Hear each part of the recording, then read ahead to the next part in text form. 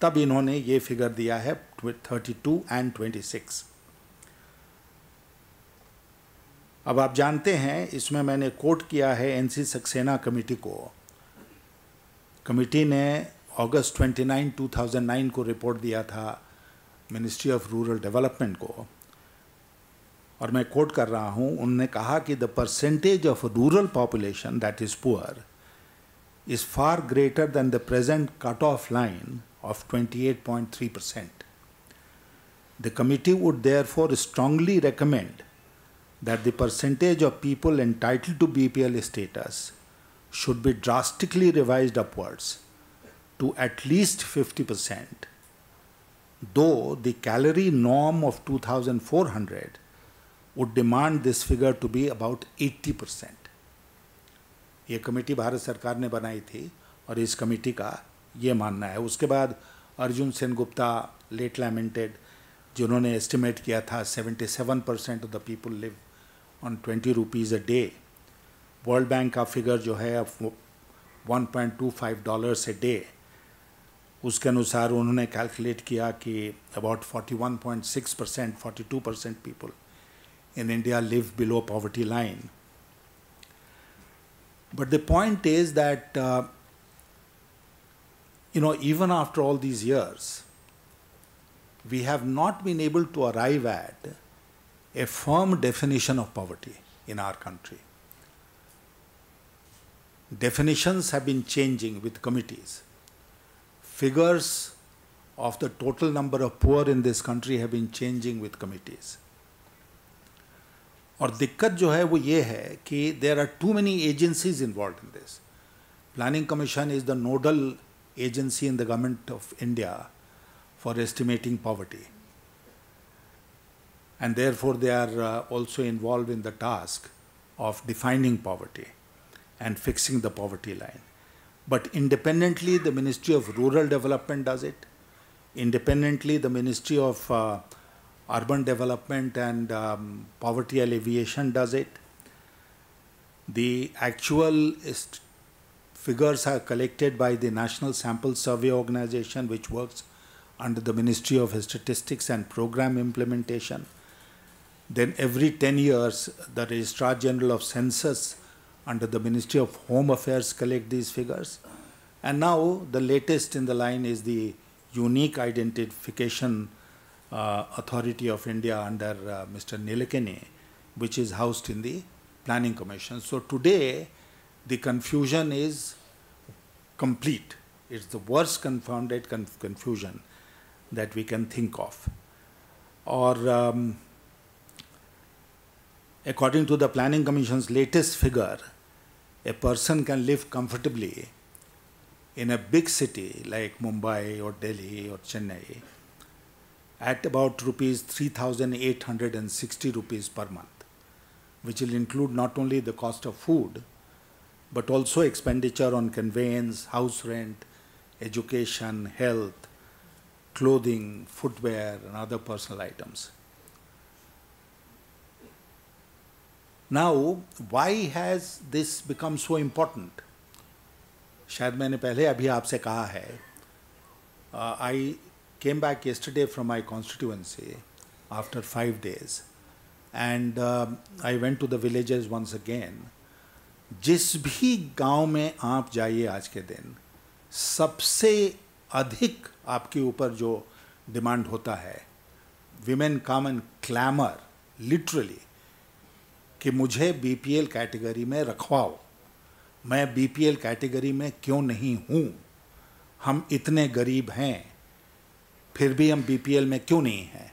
और इसलिए कहती हैं क्योंकि सब्सिडाइज्ड फूड ग्रेन्स, चाहे वो भारत सरकार की योजना के अंतर्गत हो, चाहे राज्य सरकार की योजना के अंतर्गत हो, या इंदिरा आवास जो उनको मिलता है, या उनको जो ओल्ड एज पेंशन मिलता है, विडो पेंशन मिलता है, हैंडीकैप्ड पेंशन मिलता है, या स्वर्ण जयंती स्वरोजगार योजना में उनको जो असिस्टेंस मिलता है, all the benefits that flow out of a government of India scheme or a state government scheme are only meant for the below poverty line category.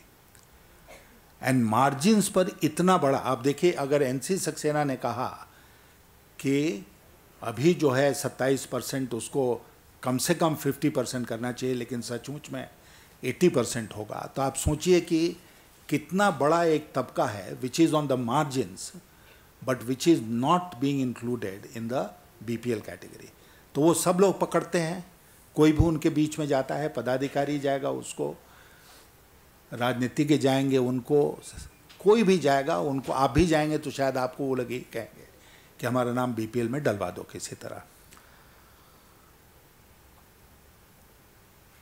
और इससे भी बड़ी एक दिक्कत जो है वो ये है कि in order to keep its expenditure down and the plan allocations within limits, the planning commission puts a cap on this. हर जिले का एक कोटा है गरीब का, हर स्टेट का एक कोटा है गरीब का. और अगर आपने दूसरे जो सचमुच में गरीब हैं उनको आपने आइडेंटिफाई भी कर लिया, तब भी वो नहीं आ सकते हैं क्योंकि वो कोटा के अंदर नहीं आते हैं.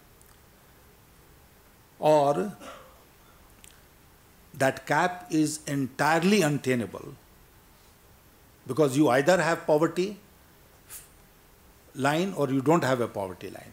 If you make all your benefits universal, then you don't need a poverty line. But अगर poverty line है तो उसका इंतज़ाम सही हो. अब ये मैं definitions की बात कर रहा था. Actual practice में क्या होता है, इम्प्लीमेंटेशन में उसके भी फिगर्स हैं कि कैसे जो एपीएल है अबव पॉवर्टी लाइन, वो दबंगता के नाम पर बीपीएल में आ गए, उनको इंदिरा आवास मिलना शुरू हो गया, उनको सारे बेनिफिट्स मिलने शुरू हो गए, और कैसे जो रियली डिजर्विंग हैं उनको ये उपलब्ध नहीं हो रहा है. And I am telling you on the basis of my personal experience that this is leading to such unrest in the rural areas which we can't even imagine sitting here. बवाल मचा हुआ है वहां पर ग्रामीण क्षेत्रों में, और इसी बात को लेकर है कि मैं गरीब क्यों नहीं हूं, मुझे गरीब क्यों नहीं माना जाता है. और इसीलिए मैंने ये सजेस्ट किया है कि this is too important an issue to be left only to the Deputy Chairman Planning Commission and the Prime Minister, both of whom rarely visit the poor in the rural areas. Rarely. Washington, New York, London, Bonn, Berlin, सब जगह जाने को प्रधानमंत्री जी को फुर्सत है, लेकिन पिछली बार वो कब किसी ग्रामीण क्षेत्र में गए और कब जाकर वहाँ उन्होंने वहाँ के गरीब लोगों के साथ कोई भी बातचीत की हो, ये मुझे याद नहीं पड़ता है. इसलिए मैं सजेस्ट कर रहा हूँ कि वो बहुत बड़े अर्थशास्त्री हो सकते हैं, लेकिन आज जो गरीबी है इस देश में उसका उनको कोई भी व्यक्तिगत ज्ञान नहीं है. एक्सपर्ट्स के ऊपर छोड़ते हैं, एक्सपर्ट्स तरह तरह के मॉडल्स बनाते हैं, लेकिन गरीब दायरे के बाहर रहता है. इसलिए हमने सुझाव दिया है इसमें कि पार्टी की तरफ से हम ये सुझाव दे रहे हैं कि immediately the government of India should call A meeting of state chief ministers and representatives of political parties and discuss, क्योंकि तेंदुलकर कमेटी रिपोर्ट आई हुई है, सक्सेना कमेटी रिपोर्ट आई हुई है, एक हाशिम कमेटी रिपोर्ट बनी थी अर्बन एरियाज़ के बारे में, वो भी पता नहीं आई है कि नहीं है ये, लेकिन आने वाली ही थी.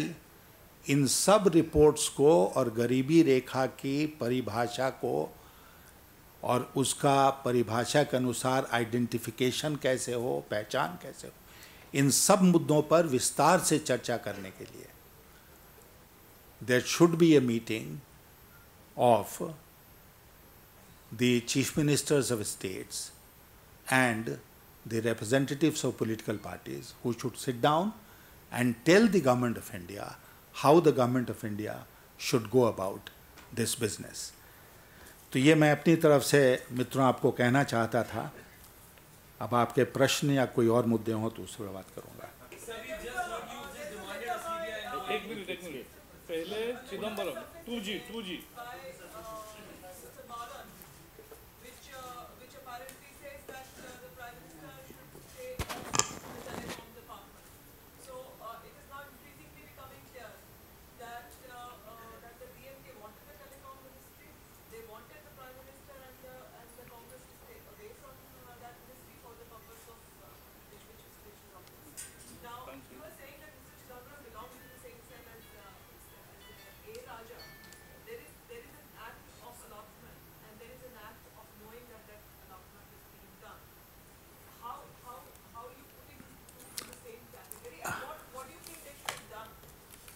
They should have done a lot of things, but ये जो नोट फिनेंस मिनिस्ट्री से प्राइम मिनिस्टर के ऑफिस में गया, जिसको लेकर इतनी आज मीडिया में चर्चा हो रही है।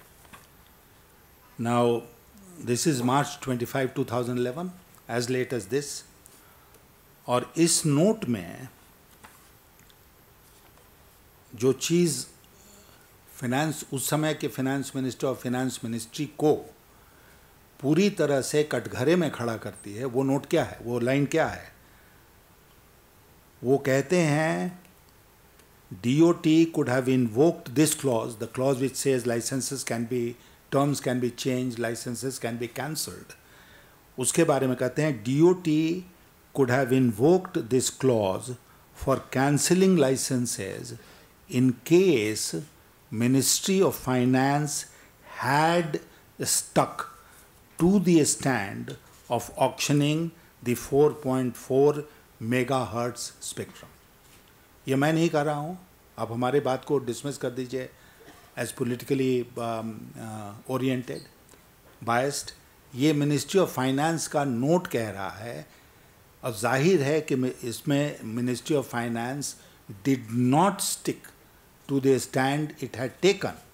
और मैं आपको बताऊं कि आज भी हम लोगों ने 2003 की पॉलिसी में जो तय किया था, वही पॉलिसी चार्जेस के बारे में चल रही है। And there are 3 kinds of charges which telecom companies are paying. One, they are paying suppose to pay an entry fee. जो नया ऑपरेटर आता है वो एक एंट्री फी देता है। That entry fee was discovered through a multi stage bidding process in the year 2001, and for an all India license it worked out to something like 1658 crore. इसके अलावा एंट्री फी के अलावा they pay a license fee which according to the NTP 99 became a fee that you paid as you went along, which meant that you earned and paid the license fee, which was fixed at a certain percentage of their gross revenue. And the third is a spectrum usage charges.